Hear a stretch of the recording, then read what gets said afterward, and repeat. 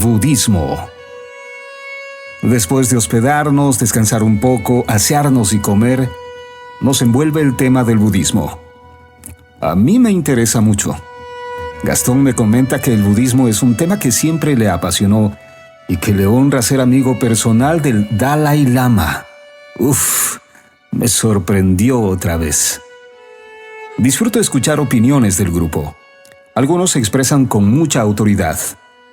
Lo que yo sé de los budistas y sus costumbres son cosas muy simples. Por ejemplo, su vestimenta siempre amarilla en todos sus tonos. Algunos no comen carne, respetan la vida de todo ser viviente, inclusive haciendo uso de un sedazo para prevenir la muerte accidental de cualquier tipo de insecto. Hasta conviven con piojos en su cuerpo y los respetan, y su dieta extremadamente simple.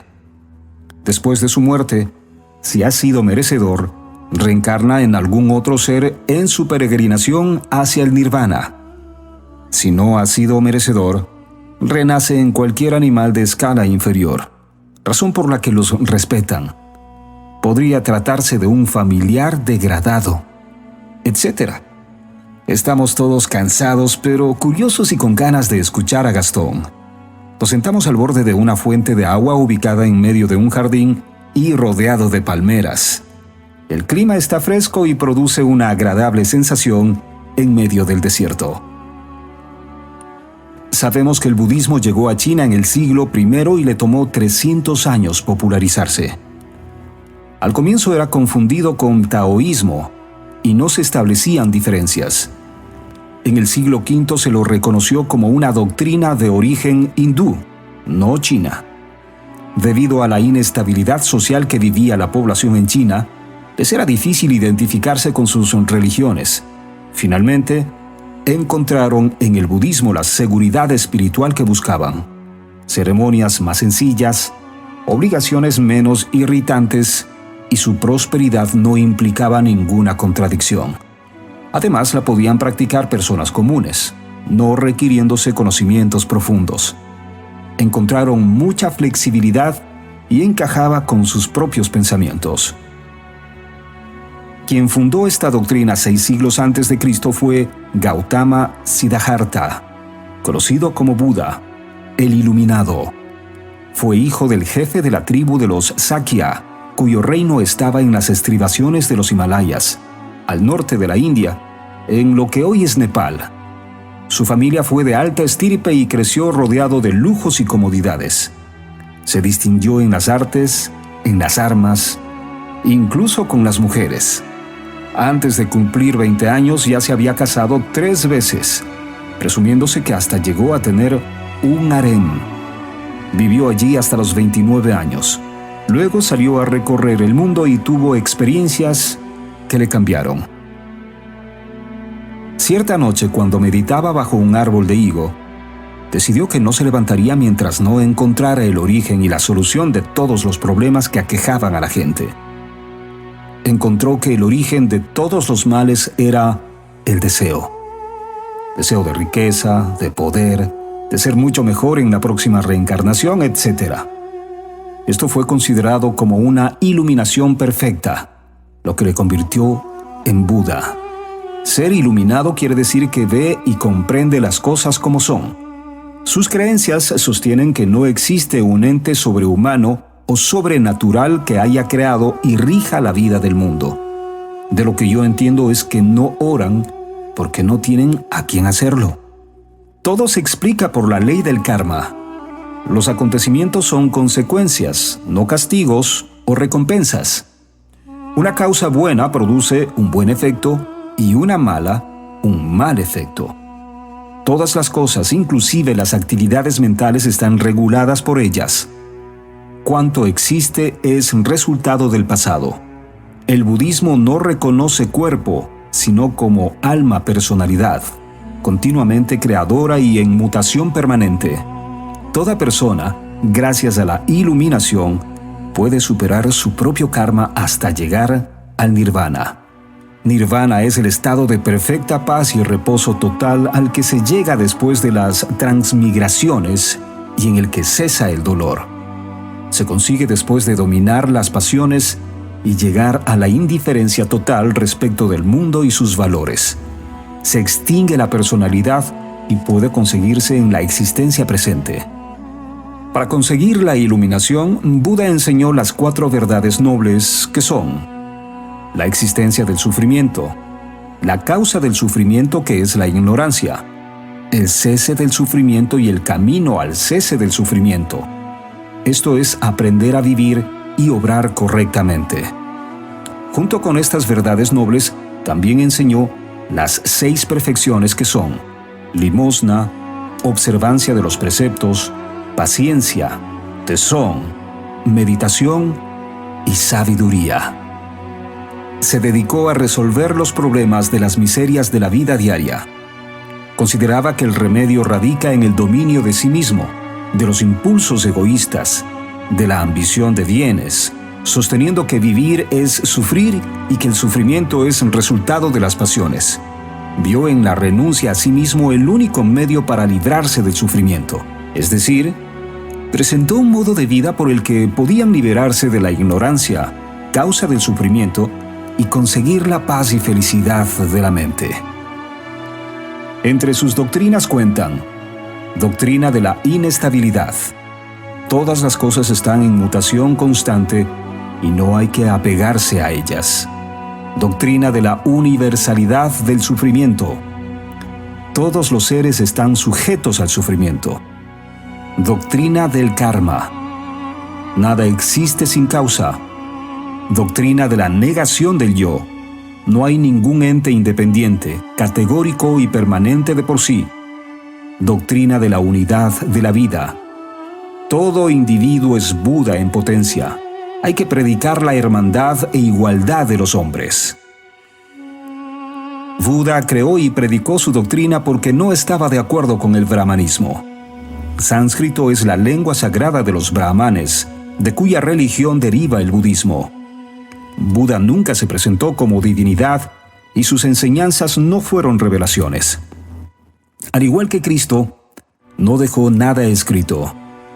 Sus doctrinas fueron recopiladas por 500 de sus discípulos 4 meses después de su muerte a los 80 años y escribieron sus enseñanzas en libros llamados sutras.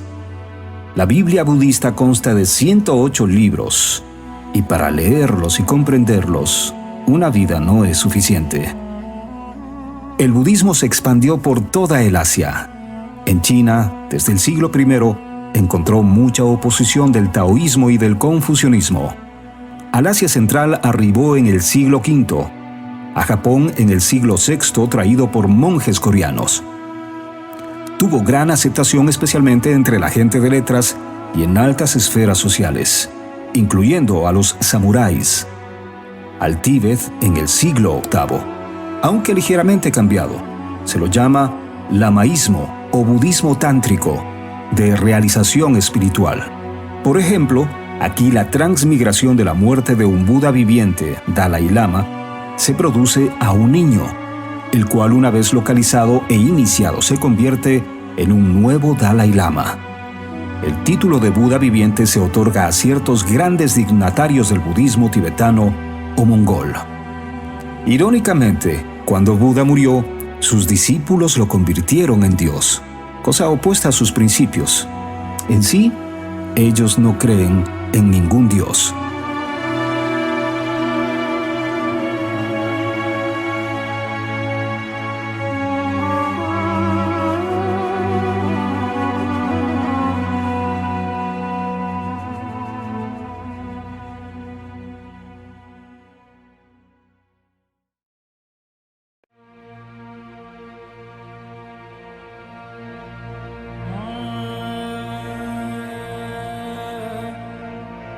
El comienzo y final de la Gran Muralla.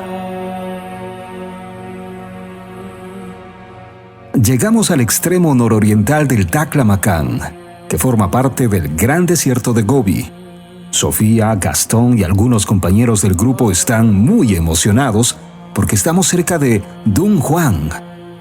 Este sitio fue una especie de meca del budismo desde hace 2000 años. Planeamos permanecer en esta zona de 2 a 3 días. Según Gastón, es lo más extraordinario que veremos en el viaje. Mientras tanto, al arribar a Ansi, un pequeño pueblito, nos dice el guía que aquí es donde se juntan las rutas que vienen de Mongolia con dirección a India y al Tíbet. Cruzan también con la ruta que va a China, al Asia Central y Persia. Dunhuang fue importante por estar en la intersección de estas rutas. Fue soporte en el abastecimiento de las caravanas, a tal punto que su población fue de 76.000 habitantes y ahora es solo de 14.000. En su tiempo fue un destacamento militar y uno de los puntos de avanzada más importantes al occidente de China. Comenzamos a ver por primera vez los restos de la muralla china. Son de la dinastía Han, 206 a.C., 220 después de Cristo. Ellos prolongaron la muralla hasta aquí. El propósito era proteger a las caravanas de los nómadas. Una vez que declinó el poder de esta dinastía, esta sección de la muralla fue abandonada y olvidada. Ahora está irreconocible por la erosión. Quedan en pie solo pequeñas partes de las que fueron torres fortificadas de observación y que continúan hacia adentro del desierto. La última se llama la Puerta de Jade, a 80 kilómetros de Dunhuang. Acá llegaban solamente gente deportada o caída en desgracia ante el gobierno chino. Un lugar de penitencia que provocaba llorar a quien tenía que cumplir alguna sentencia. Para la construcción de la muralla utilizaron tierra apisonada. Aquí es desierto y no hay material pétreo, razón por la cual no duró en el tiempo. Me desconcierta encontrar partes de muralla en varias direcciones. Como que no tiene sentido. Existía un código de humo y fuego para comunicarse entre estas torres, muy efectivo. Las noticias viajaban tan rápido que en el transcurso de un día y una noche llegaban a distancias que equivalían a 3 meses de marcha. Viajando todo el tiempo al borde del desierto, continuamos con rumbo sureste hacia Dunhuang. Cuando lo tenemos a la vista, me doy cuenta que se trata de un oasis dentro de un valle. Esta era la última parada de las caravanas antes de ingresar a una zona hostil y sin ningún tipo de facilidades. Se trata del desierto de Lob Nurro. Marco Polo nos dice que su travesía toma 30 días y que es la parte más temida y peligrosa del recorrido. También era el puerto de entrada a China para las caravanas que venían del oeste. Este desierto fue muy transitado y tiene muchas leyendas, como por la supuesta vida dentro de él y que guarda relación con antiguas ciudades perdidas. Tanto en el día como en la noche, contaban los viajeros que escuchaban voces, cantos, música y hasta aplausos detrás de las colinas. Algunos se dejaban engañar y queriendo encontrar su origen se internaban y nunca se volvía a saber de ellos. Caravanas enteras se perdieron de esta forma. Para pasar la noche y protegerse de los espíritus permanecían muy juntos y a los camellos los ataban con cascabeles para saber de sus movimientos. Dejaban señales en la arena para saber al otro día la dirección en la que debían continuar. Contratado a unos camellos para que nos lleve mañana temprano a unas cuevas y templos que hay cerca de aquí. Gastón dice que esta área es como una fascinante biblioteca o museo de historia, con 2000 años de conocimiento, religión, arte y cultura de esta parte de Asia Central, India, Persia y China.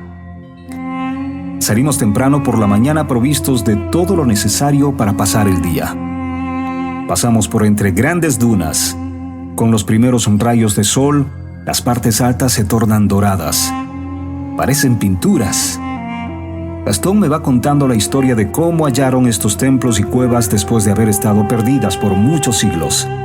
En ciertos tramos hay vegetación y algunas viviendas de gente que vive por aquí.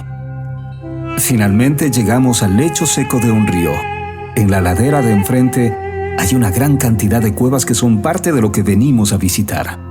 Hay vegetación y árboles grandes que más tarde, supongo, producirán una agradable sombra. Frente de las cuevas está el gran desierto. Se ven viejas estupas hindús, también pagodas de diferentes tamaños y formas. Son básicamente cónicas, terminadas en punta y construidas de adobe cocido. Van desde 2 metros hasta 6 de alto. Su interior es hueco y contienen cenizas cremadas de algún santo de esta religión, juntamente con reliquias y otros objetos importantes. Dunhuang es parte de una amplia zona donde se hallan más de 800 restos de templos y cuevas, esparcidas en toda el área. Las llaman también las cuevas de Mugao. Fueron construidas a partir del año 353 de nuestra era por diversos grupos de personas, la mayor parte de ellos viajeros procedentes de todos los rincones del Asia, en agradecimiento a Buda. Se fue convirtiendo poco a poco en un sitio de peregrinaje y santuario, o sea, en una especie de meca del budismo desde hace 1700 años. Provenían de todas las clases sociales, desde familias reales hasta mercaderes que cruzaban los desiertos. Este sitio contiene el aporte artístico religioso de 9 dinastías a lo largo de 14 siglos. Donde estamos ahora hay como 400 cuevas y templos excavados en las laderas de un risco de 30 metros de alto y de más de 1 kilómetro de largo. Durante siglos, los monjes que habitaban aquí recibieron donaciones de todo tipo en reconocimiento por favores recibidos. Coleccionaban manuscritos, piezas de todo tipo de arte, artículos únicos de su época, etc. Muchos peregrinos debieron pasar temporadas en esta zona, esculpiendo y pintando murales en el interior de estas cuevas. Este lugar se convirtió en uno de los más grandes museos al aire libre con exquisitas colecciones de miles de esculturas, manuscritos, extraordinarias pinturas murales con detalles sobre la historia de la vida cotidiana. Se pueden apreciar escenas de música y danza, de arquitectura, de gente cazando, pescando, cortando madera, haciendo vajillas y artefactos de barro, forjando hierro, haciendo vino. También escenas de matrimonios, funerales, ceremonias del té, visitas de dignatarios extranjeros, conjuntos musicales, caravanas llegando del oeste e inclusive pinturas de cómo algunos prisioneros eran torturados. Se puede apreciar la evolución que se llevó a cabo aquí, debido al intercambio cultural entre China y el exterior, a lo largo de los siglos. Este territorio fue inicialmente chino. Luego, en el siglo VII, pasó a dominio de los tibetanos. En el siglo VIII fue reconquistado por los chinos y un siglo más tarde por los uigures. Luego, en 1227, pasó a manos de los mongoles. Más tarde, en el siglo XVI, a los musulmanes. Finalmente, en 1760, regresaría a poder de China. La presencia del Islam eclipsó al budismo y como consecuencia este lugar lentamente fue perdiendo su brillo hasta desaparecer en el siglo XIV. A pesar de su fama, solo quedaron leyendas. Hace 100 años, unos pastores que vivían en esta zona ofrecieron en venta a un extraño que les visitaba pergaminos de apariencia muy antigua. Se trataba de un monje taoísta quien, después de descubrir entre los restos de estos templos lo que contenían, dio parte a las autoridades. Al no recibir ninguna respuesta, decidió hacerse cargo de su cuidado, convirtiéndose en una especie de ermitaño. Con el pasar de los años, vendió algunos pergaminos a un comerciante de Tashkent que pasaba por el área. Este, a su vez, sería quien haría llegar la noticia a Europa. Esto fue lo que dio inicio a la carrera arqueológica en Occidente, donde tomaron parte Inglaterra, Francia, Alemania, Norteamérica, Suiza, India, Suecia, etc., y que llevarían a cabo descubrimientos de tesoros que permanecieron por siglos ocultos.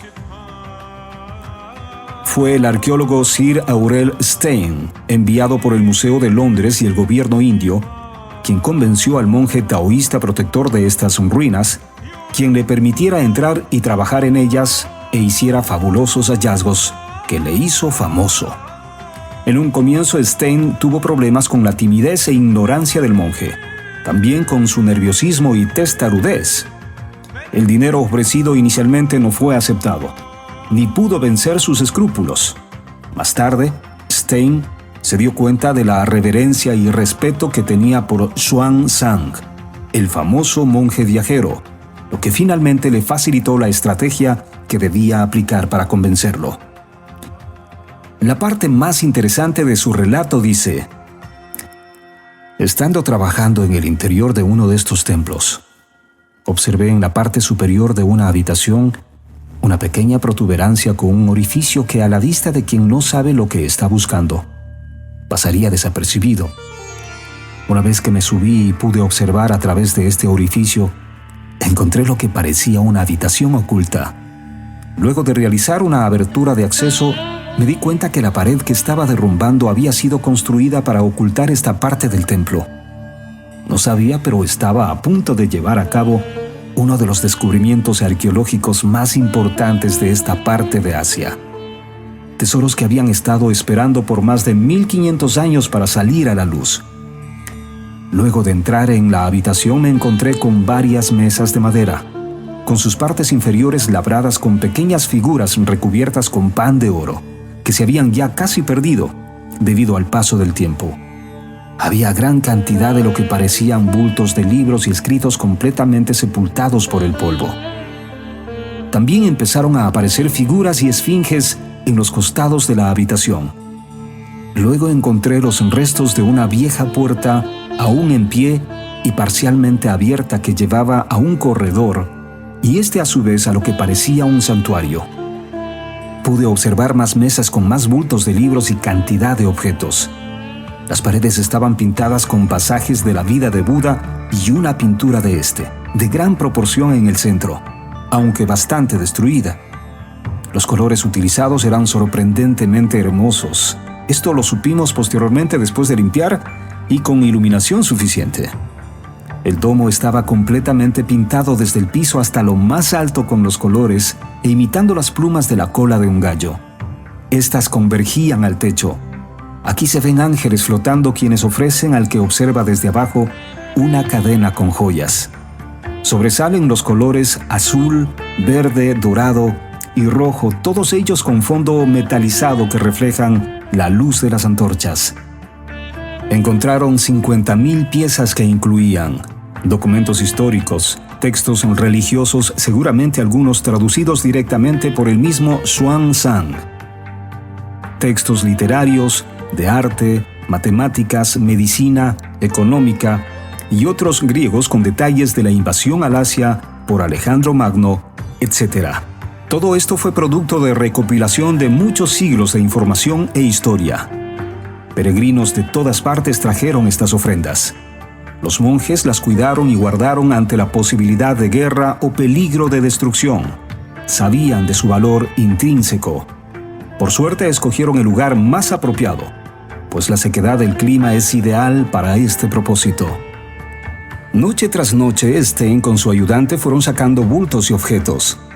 Uno de ellos era una versión del Diamond Sutra, impreso en el año 868 de nuestra era. Lo sabrían más tarde que se trataba del primer libro impreso que existe, de 5 metros de largo e impreso mediante bloques de madera que se ponían uno a continuación de otro para formar palabras y expresiones, convirtiéndose en el primer libro impreso.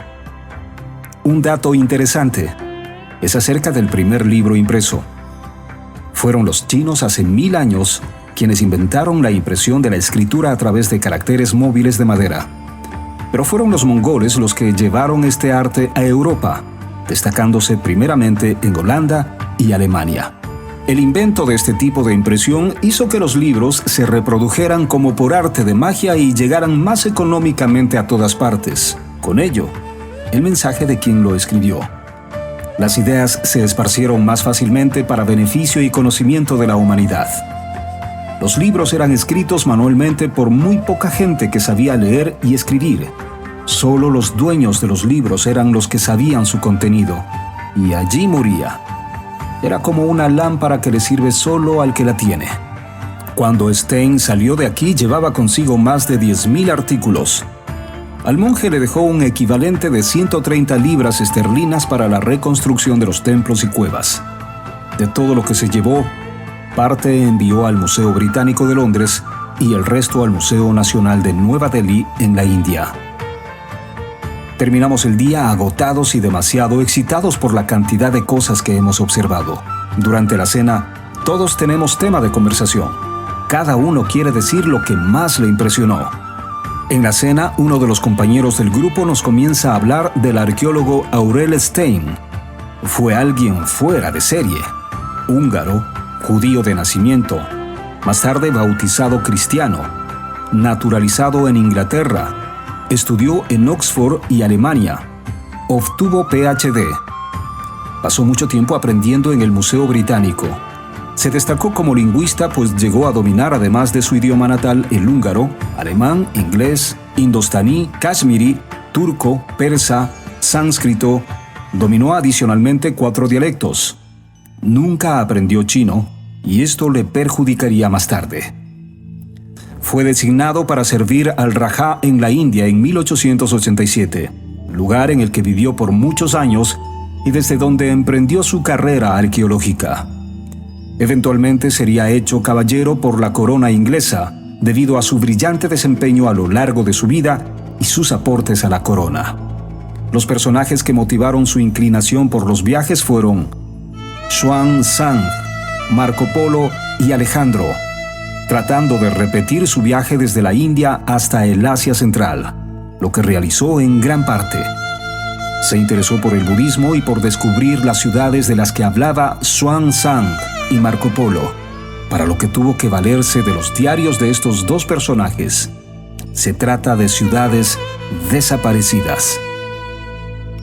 Siguiendo las indicaciones de estos libros, Records of the Western Regions y los relatos de los viajes de Marco Polo, siguió paso a paso las indicaciones que allí se narran, con la ayuda de viajeros contemporáneos y de la gente del área, y perseverando bajo tremendas condiciones en los desiertos, fue descubriendo y desenterrando uno por uno estos pueblos y haciendo a la vez grandes hallazgos que fueron eslabones perdidos en la historia del Asia.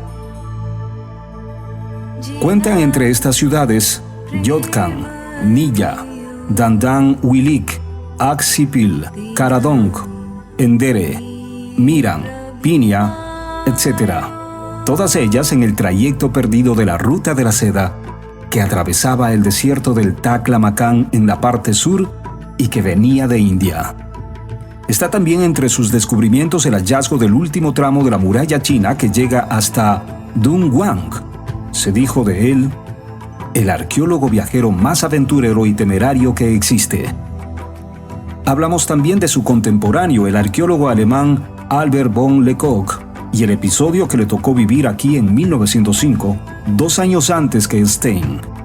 Lecoq se encontraba de paso por Jamí, el pueblo de los melones.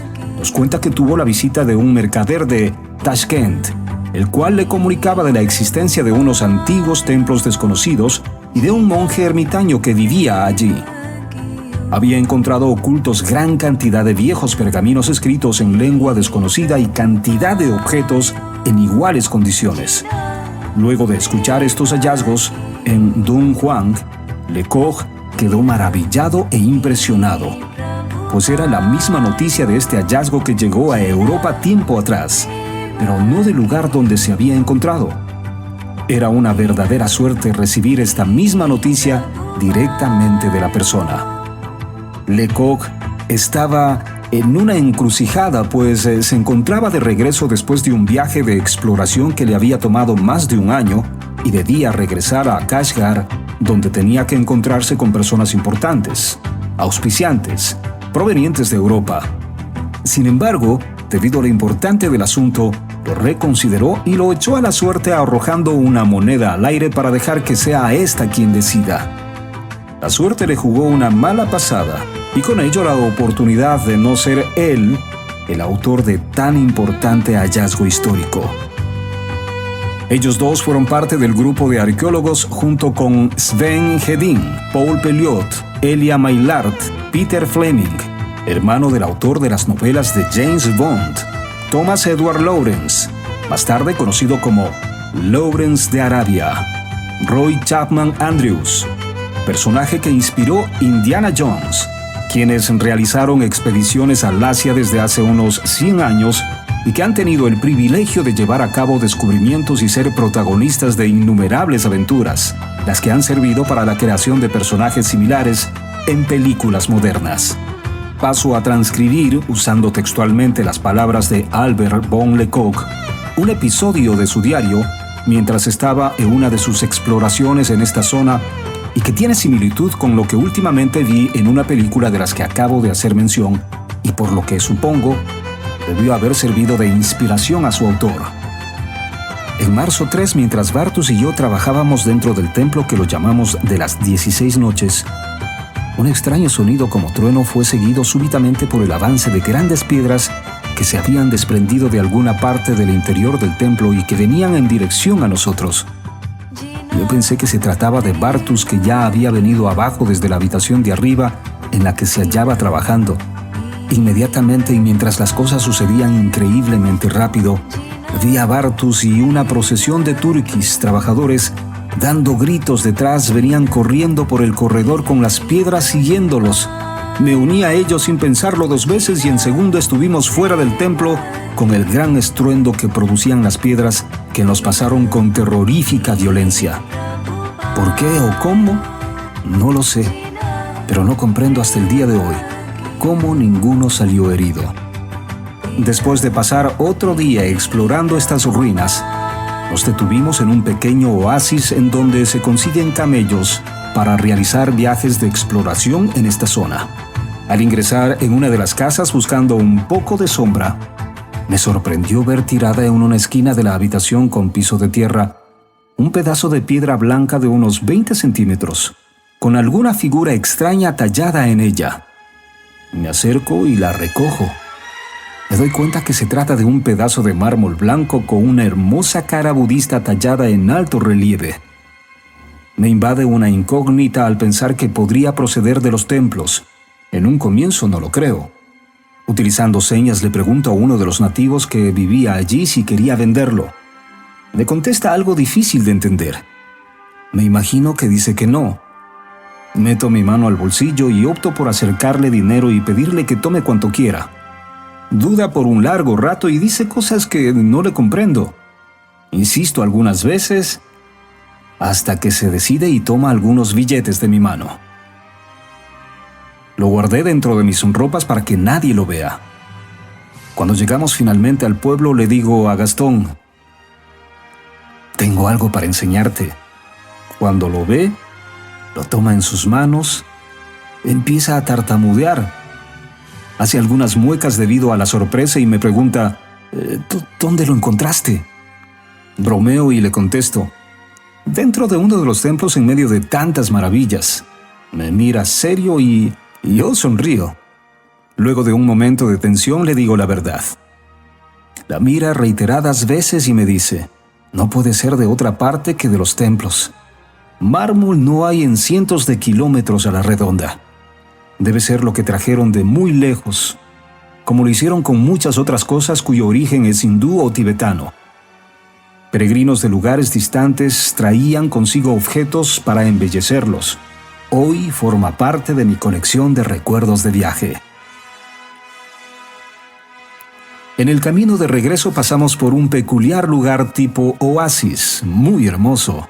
Lo llaman Guagua o lago creciente y contiene una laguna que al estar en medio del desierto desconcierta. Dicen que el agua se está secando lentamente, lo que sería una pena. Lugares como este solo aparecen en un espejismo o en la imaginación. Por donde vamos es posible tomar hermosas fotos y se puede acabar un rollo en pocos minutos. El paisaje cambia constantemente y provoca fotografiar. Tomamos muchas fotos a nuestra caravana y otras tantas a un grupo de camellos que pasan cerca, etc. Llevo tomadas más de 1000 fotos. Sin embargo, soy el que menos ha tomado. Gastón lleva más del doble y algunos compañeros fotógrafos profesionales más. Veo a algunos del grupo sufrir al no poder comer. Les molesta el cansancio, la falta de descanso, el exceso de movimiento, Los horarios desorganizados, el frío, el calor, la sed, el polvo, en fin, todo. Me sorprende mi poder de adaptación. Es como que el instinto, cuando más lo necesitamos, sale a nuestro rescate. Siento que tenemos valores que solo afloran bajo situaciones adversas o de presión. Costumbres arraigadas por muchos años son lentamente reemplazadas mediante estímulos u órdenes del cerebro. Logramos así adaptarnos y tolerar mejor la adversidad. Si no concientizamos esta capacidad de cambio, tal vez nunca suceda y se pierda la oportunidad de ser mejores. Creo firmemente que la mente es una maravilla y que el cuerpo hace lo suyo. Por la noche después de cenar, comienza otra vez la charla. Acostumbrada. Estamos llenos de cosas que queremos decir. Todos hablamos al mismo tiempo y reímos con facilidad. Este acercamiento se produce debido al mucho tiempo que pasamos aislados y necesitamos sentirnos más cerca unos de otros. Comienzo a sentir nostalgia. Hemos viajado algunas semanas y todavía faltan otras tantas. Me toca el turno y comienzan contra mí todo tipo de bromas. Michio, uno de los japoneses del grupo, me pide que cuente alguna anécdota de la vida de piloto. Mucha gente, en cierta forma, siente algo de envidia porque creen que está llena de fascinantes momentos. Lo que es cierto, pero lo que no saben es que esos fascinantes momentos incluyen, y muy frecuentemente, breves pero intensos momentos de pánico. Pensé en algo y se me ocurrió una anécdota. No era mía, pero valía la pena contarla. Le pasó a Eduardo, un veterano piloto compañero, durante un vuelo en un viejo avión de la Segunda Guerra Mundial, donde los pasajeros viajaban detrás de los pilotos. Era la época del descubrimiento del petróleo en Ecuador. En un vuelo desde algún lugar de la Amazonía hasta la ciudad de Quito, arriba en los Andes, llevaba pocos pasajeros dentro de una estrecha cabina. El vuelo era normal hasta que alguno de ellos, sentado en la última fila, activó sin darse cuenta el mecanismo para inflar un gran bote salvavidas que llevaban a bordo para ser usado en caso de emergencia en algún río de la selva. Nos cuenta que el bote comenzó a inflarse y que empujaba a los pasajeros hacia adelante, o sea, hacia donde estaban los pilotos. Comenzaron a refugiarse cada vez más cerca de ellos. Al comienzo fue causa de risa, pero a medida que se inflaba, las cosas se iban poniendo serias, pues amenazaba con meterse dentro de la cabina de mando. El capitán, con voz desesperada, pidió al copiloto que buscara la forma de cerrar la válvula de inflado. Este se desplazó con gran dificultad entre el techo del avión y el bote a la parte de atrás, donde se hallaba esta válvula. Al momento regresó con la noticia de que era imposible hacerlo. El piloto insistió que tenía que hacer algo, aunque sea cortar el bote para que no se siguiera inflando. Se armó con una navaja y arremetió con todo lo que le permitían sus fuerzas contra esta gran bolsa de aire. En pocos minutos todo el avión estaba lleno con este gas expulsado del bote y sus ocupantes tuvieron que comenzar a respirarlo. Al rato se dieron cuenta que sus voces sufrían un cómico cambio de tono y lo hacían como imitando a personajes de Disney, pues se trataba de algún gas inerte, helio, que se usaba para inflar estos botes, lo que producía este cambio en la voz.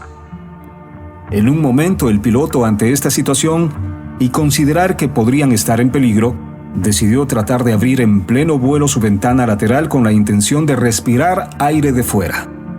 Con mucho esfuerzo logró ligeramente abrirla y tuvo que acercar su cara al vidrio y estirar sus labios para intentar respirar. La situación se tornaba más angustiante debido a que el avión se acercaba a la cordillera y directamente hacia unos picos de roca muy altos. Desesperado al no poder manejar la situación, comenzó a pensar que la altura del avión era muy crítica y que tal vez no lograría superar la cordillera. Finalmente, nos cuenta que logró atravesarlos, muy cerca, claro, y que finalmente aterrizó en su destino. Después de la reunión, fuimos todos a dormir.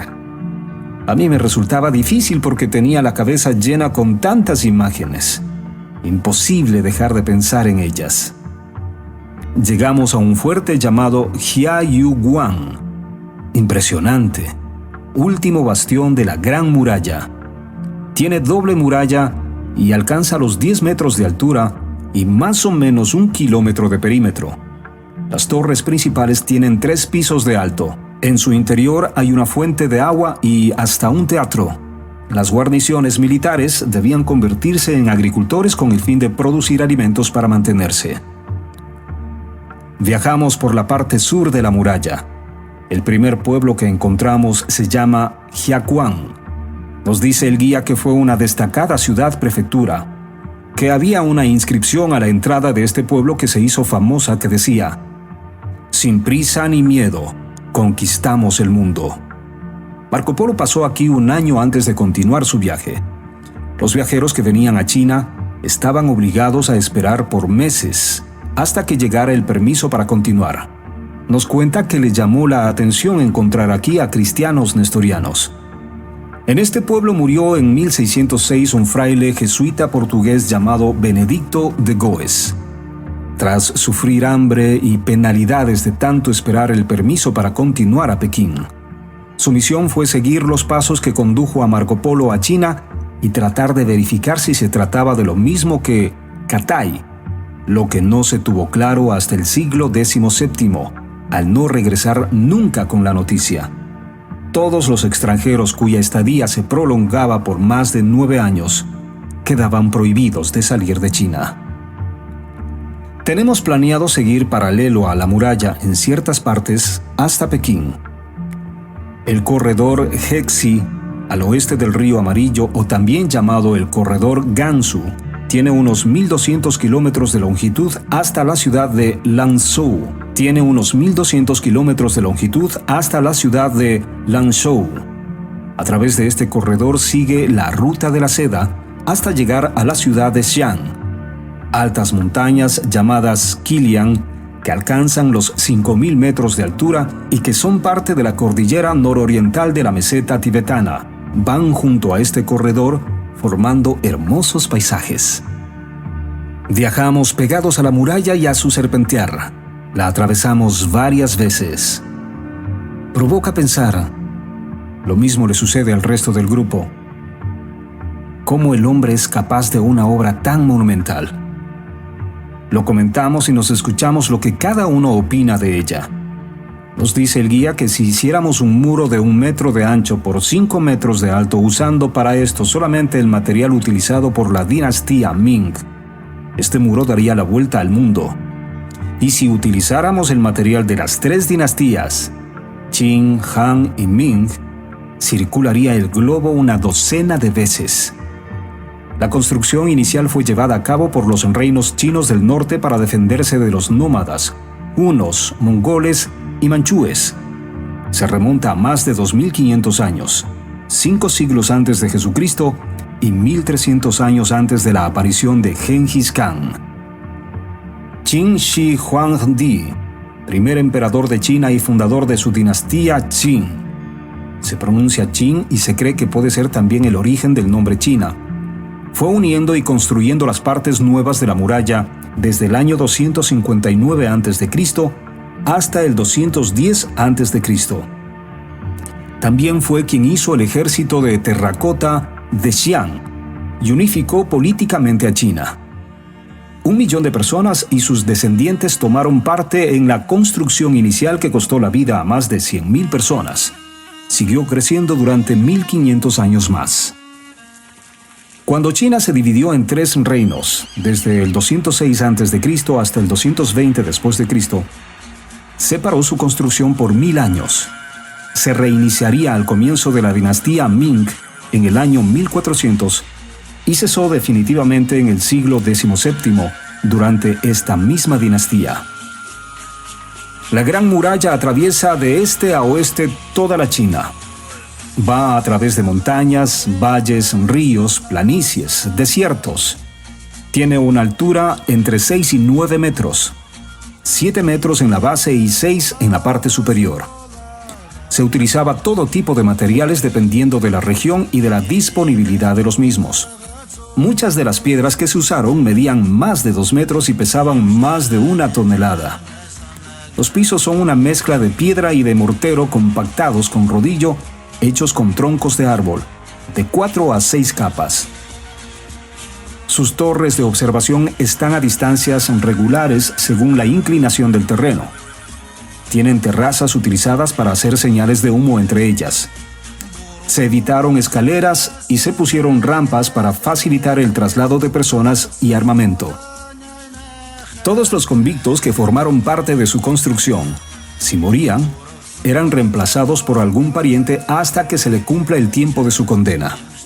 Dicen que los cuerpos de los que perecían servían de material de relleno. Estiman que una quinta parte de la población china eventualmente participó en su construcción y que tiene la fama de ser el cementerio más grande del mundo. Se estima que murieron más de 10 millones de trabajadores. Jesuitas que visitaron y presenciaron su construcción expresaron el cruel y despiadado trato a los obreros y esclavos. Comentaban que si quedaba un hueco por donde pudiera pasar un clavo, sus cabezas rodaban por el suelo frente a todos los demás como advertencia. Tiene 6.400 kilómetros de extensión. La longitud total de todas las murallas adicionales suman más de 12.000, 2/3 de las cuales están en ruinas. A lo largo de la muralla habían templos, santuarios, casas de té, que eran usados por los que visitaban la construcción. Es indiscutiblemente una de las grandes maravillas del mundo, aunque inútil para los fines que fue diseñada. Gengis Khan, refiriéndose a ella, dijo: "La fortaleza de la muralla depende del coraje de quienes la defienden". Llegamos a Huewei. Está en la mitad del trayecto de Lanzhou. Marco Polo hizo mención de haber encontrado aquí el mejor almizcle, musk en inglés. Lo obtienen de una bolsa dentro del abdomen de un pequeño ciervo nativo de esta región. Era muy codiciado por los comerciantes de la época para la elaboración de perfumes. Hablando de perfumes, a pesar de que los egipcios fueron sus inventores, debemos recordar que los árabes inventaron el alcohol, que mezclado con cualquier tipo de fragancia le sirve de propulsor volátil. Inclusive, hay una primera fórmula del siglo VIII para hacer el perfume perfecto que dice: una mezcla delicada y armoniosa de rosa real, rosa de Persia, basilisco de Samarcanda, nenúfar de Albania, aloe indio y musgo del Tíbet. Importantes hallazgos arqueológicos se han llevado a cabo en esta zona.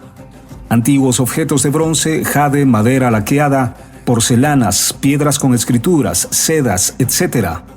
El más importante es un pequeño caballo de bronce a galope que ha adquirido mucha fama y se lo considera tesoro nacional.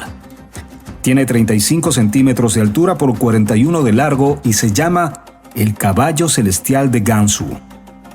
Es de la dinastía Han, o sea, de unos 2000 años de antigüedad. Está galopando y relinchando en el aire, con una pata pisando a una golondrina. Sus proporciones son exactas, con su cabeza levantada, y el posicionamiento de sus 4 patas se ajusta estrictamente a la de un caballo vivo. Según la historia, las interminables caravanas de diversas procedencias que tenían por destino China eran entretenidas en las plazas y templos por grupos de acróbatas, magos, tragafuegos, etc., y así se ha mantenido por muchos siglos. El guía hizo mención de que estábamos cerca de un pequeño pueblo muy antiguo llamado Yongchang y nos esperaba una sorpresa. Hay un episodio interesante que ocurrió aquí en el año 36 a.C., cuando un general chino entraba a esta ciudad, que en ese entonces se llamaba Liqian. Le recibieron 145 soldados situados a los 2 lados de la entrada guardando cierto tipo de formación. Usaban cascos y escudos que les protegían hasta las piernas y le llamó mucho la atención. Nace aquí la teoría de que se trataría de los soldados romanos de la Legión Perdida de Crassus, prisioneros de los partos y trasladados a la zona del río Oxus. Fueron eventualmente recapturados y reclutados por los hunos, Xiongnu, más tarde prisioneros de los chinos y traídos hasta acá. Serían mencionados en los libros de historia chinos. La ciudad de Liqian palabra usada por los chinos para llamar legión o designar a los desconocidos romanos. Más tarde se cambió el nombre a Hielu, que significa prisioneros capturados. Es interesante destacar la particular fisonomía de algunos de los habitantes de este pueblo. Presentan rasgos caucásicos, ojos claros, narices aguileñas, pelo rubio y se los conoce como Liquian People. Arqueólogos chinos hallaron unos 100 esqueletos, algunos con estatura superior al 1,80 y que datan de hace 2000 años. Cuando el Imperio Romano estaba en su apogeo, en China lo era el Imperio Han. No había una relación directa entre ellos, pero ambos eran conscientes de la existencia del otro. Había un vínculo comercial a través de otros imperios intermediarios del Asia Central como el de los partos. China exportaba especias, telas y principalmente seda. A cambio, el Imperio Romano únicamente ofrecía oro y plata, ya que no tenían nada más que ofertar. Llegamos a Lanzhou. El cielo estaba bastante cubierto por humo producto del consumo del carbón mineral. Le atraviesa el río Amarillo, al que se lo cruza por un antiguo puente metálico de principios de siglo. Del otro lado encontramos un hermoso parque llamado de la Pagoda Blanca, en una ladera muy pronunciada y desde cuya cima se admira la ciudad. Durante el ascenso encontramos una serie de antiguos templos, mezquitas y pagodas, especialmente una de 7 pisos completamente de madera muy vieja, de la dinastía Yuan, la cual es la principal atracción. Me llamó la atención la presencia de musulmanes, no de raza china, sentados en una mezquita. No es muy común. Al descender vimos que toda la ladera de este lado del río era un pequeño barrio musulmán. De regreso nos encontramos con un grupo de niños que visitaban el río. Se nos acercaron para practicar su inglés. Entablamos una especie de diálogo y logramos que cantaran algunas canciones típicas. Nos reímos y disfrutamos el momento. Continuando con nuestra caminata, nos vamos adentrando en barrios populares. En poco tiempo estamos en un mercado chino viendo de todo. Venta de animales vivos y muertos. La forma como los escogen, despostan y empacan en segundos a la vista del cliente. La venta de peces de colores clasificados según su precio. Todo tipo de granos, legumbres y frutas. El vendedor de carne, junto a la venta de ropa, espanta las moscas con una cola de yak. Más allá, la tienda naturalista vende lagartijas, sapos, cuernos de algún animal, otros especímenes muy raros, todos ellos disecados, patas de oso y todo tipo de ungüentos milagrosos. Al salir del mercado nos encontramos manos a boca con una procesión fúnebre. No hubiera llamado mi atención a no ser por lo profuso con que la gente que presidía este desfile lloraba. Lo más sorprendente, todos ellos jóvenes. No entendía. Algo no encajaba en todo esto. Cuando le comento a Gastón, sonríe y me dice: los que lloran son contratados para este propósito y se les paga. Por eso lo hacen tan bien. La gente se nos acercaba para ver un pequeño grabador de música o Walkman que andaba yo a cargar. Hacerles escuchar su propia voz fue algo fascinante para ellos. Lo vemos en sus rostros. En algunas partes del mercado había productos eléctricos, seguramente de contrabando. Esto me hacía sentir que íbamos saliendo a la civilización y que ya no estábamos tan lejos del mundo al que pertenecemos. Hicimos una visita al museo. Contiene más de 400.000 artículos desde la época neolítica. Se destaca un cráneo y una quijada paleolítica que fueron hallados en los valles de los ríos Amarillo y Wei, acreditándose el hecho de ser la cuna de los primeros asentamientos chinos, Homo sapiens, hace 800.000 años. Existe gran variedad de objetos de bronce de la dinastía Han, 200 años antes de Cristo a 200 después de Cristo. Más de 20.000 documentos escritos con tinta en corteza de árbol que narran la historia de esta región, incluyendo su actividad militar. Después de pasar una noche muy fría, Nos levantamos temprano. Queríamos aprovechar con Gastón para caminar unas pocas horas que teníamos disponibles antes de continuar el viaje. Desayunamos y salimos del hotel bien abrigados. Había una ligera llovizna. Después de tanto tiempo en los desiertos, es muy grato volver a sentir lluvia y la cara mojada. La disfrutamos. Son como las 6:30. A pocas cuadras vemos pasar un convoy militar. 4 camiones presididos por un vehículo pequeño transportan a unas 20 personas, todos rapados y con signos de haber sido maltratados. La mayoría hombres y algunas mujeres entre 20 y 30 años. Son exhibidos en la parte alta con unos cartelones colgados de sus cuellos, cuyo contenido ignoramos por estar escrito en chino. Van con sus camisas casi abiertas y con este frío, el espectáculo es desgarrador. Parecía no importarles nada, como si fuera su último paseo. Vimos lágrimas en sus rostros. Nos deprime tremendamente. A pesar de tener nuestras cámaras a mano, no nos atrevimos a tomar fotos por cuanto lo primero que pensamos es que podrían ser prisioneros políticos del movimiento de Tiananmen en Pekín, que apenas acababa de suceder. Las expresiones de la gente junto a nosotros, y seguramente las nuestras también, expresan mucha pesadumbre. Más tarde, cuando preguntamos a nuestro guía, nos comentó que esa podría ser una posibilidad. La otra sería que son presos por narcotráfico y que si estaban pelados, seguramente los llevaban a ejecutar. Me invadió una sensación de inseguridad y recuerdo haber leído acerca de cómo este pueblo, más que ningún otro, combinan exquisitamente sus sentimientos de amabilidad y crueldad. Durante siglos fue dominada a base de terror y tortura, lo que se llegó a desarrollar y sofisticar más que en ninguna parte del mundo. No le dan a sus vidas valor. Hacemos algunos comentarios al respecto y Gastón está de acuerdo conmigo. Aquí la gente no vale nada y siempre sometidos a crueles escarmientos y castigos. Hace mucho tiempo en un viejo libro leí acerca de las declaraciones de un verdugo chino, quien con auténtico y original cinismo confesaba: hay muchas maneras de matar.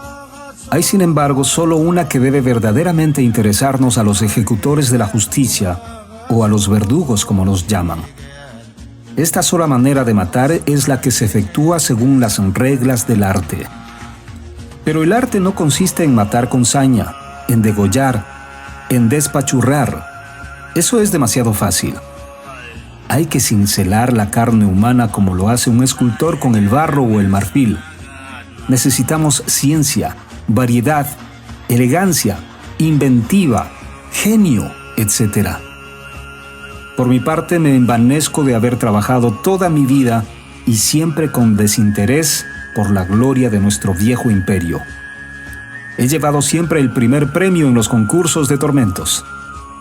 He inventado procedimientos realmente sorprendentes, suplicios admirables, alucinantes. Es preciso, ante todo, no abreviar la tortura, no ahorrar sufrimientos a la víctima, no matarla de un tirón. El supremo arte estriba en prolongar el martirio, en hacer la agonía interminable. Siento desconfianza de ellos. A pesar de tener sus caras inexpresivas, dan la impresión de ser dulces y delicados, con la sonrisa a flor de labios. No se sabe si es verdadera o se trata de una mueca producto de un aprendizaje sistemático de defensa. Al otro lado de la ciudad, y también en una ladera, encontramos un parque llamado de las 5 Fuentes. Nos maravilló. Hermosos jardines adornan la entrada de una serie de templos budistas ubicados uno detrás de otro. Dentro efectúan ceremonias. En uno de ellos encontramos un gran Buda de bronce de la dinastía Ming. Tratamos de pasar desapercibidos para no distraer o interrumpir. Son templos muy viejos. En otro hay una campana gigante de bronce del siglo XIII, finamente trabajada. Nos causó sorpresa encontrar entre los asistentes que salían de uno de estos templos a una mujer de edad avanzada que camina con mucha dificultad y con ayuda de alguien. Algo en sus pies se lo impedía. Gastón me hace caer en cuenta que seguramente es víctima de una de las costumbres más extrañas de esta tierra, practicada desde hace siglos y que se hacía por estatus y sensualidad. Se trata de la deformación de los pies de que eran objeto algunas niñas desde tierna edad, por lo general de alta sociedad o prostitutas. Las llamaban pies de loto. A los 4 o 5 años de edad les rompían los huesos de los 4 dedos más pequeños para luego vendarlos fuertemente contra el talón. Lograban así desfigurarlos y obtenían cualquier forma que deseaban. Soportaban grandes dolores durante los 2 primeros años que tomaba este proceso, hasta que el nervio se rompía. Los pies llegaban a medir entre 10 a 15 centímetros. La niña debía guardar cama por 3 años, lo que las obligaba a aprender a caminar de manos o de rodillas. Esta costumbre fue prohibida a comienzos de este siglo.